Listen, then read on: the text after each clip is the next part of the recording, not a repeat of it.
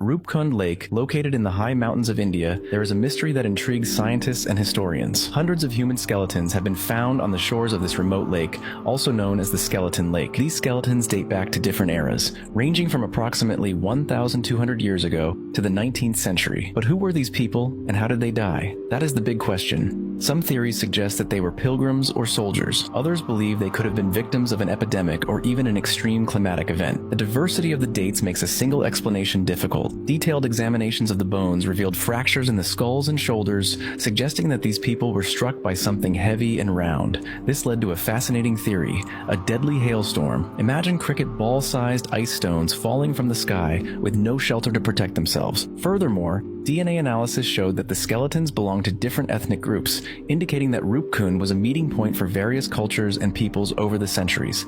For more intriguing curiosities like this, subscribe to our channel and leave your comment below.